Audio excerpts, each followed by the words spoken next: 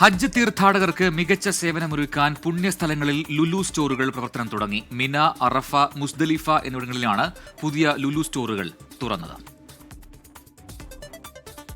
Mecca നഗരത്തിന്റെയും വിശുദ്ധ കേന്ദ്രങ്ങളുടെയും മേൽനോട്ട ചുമതലയുള്ള റോയൽ കമ്മീഷന് കീഴിലെ കിദാന പദ്ധതിയുടെ ഭാഗമായാണ് ലുലു പുണ്യസ്ഥലങ്ങളിൽ ലുലു സ്റ്റോറുകൾ തുറന്നത്.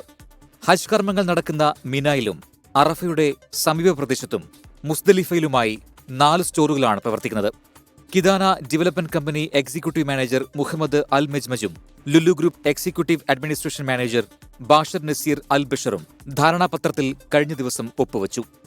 ഇന്ത്യക്കാർ ഉൾപ്പെടെ ലോകത്തിന്റെ വിവിധ ഭാഗങ്ങളിൽ നിന്നുള്ള തീർത്ഥാടകർക്ക് ഏറ്റവും മികച്ച ഷോപ്പിംഗ് അനുഭവം ലുലു സ്റ്റോറുകളിൽ ലഭിക്കുമെന്ന് മാനേജ്മെന്റ് അറിയിച്ചു. ഭക്ഷ്യവസ്തുക്കൾ, പാനീയങ്ങൾ, അവശ്യവസ്തുക്കൾ തുടങ്ങിയവ സ്റ്റോറുകളിൽ ലഭ്യമാണ്.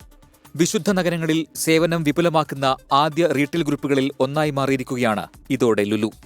വിശുദ്ധ നഗരങ്ങളിലെ സുസ്ഥിര വികസനവും മികച്ച സേവനവും ലക്ഷ്യമിട്ടുള്ള കിദാന പദ്ധതിയുടെ ഭാഗമാകാൻ കഴിഞ്ഞതിൽ അഭിമാനമുണ്ടെന്നും തീർത്ഥാടകർക്ക് ഏറ്റവും മികച്ച സേവനം ഉറപ്പുവരുത്തുമെന്നും ലുലു ഗ്രൂപ്പ് വ്യക്തമാക്കി.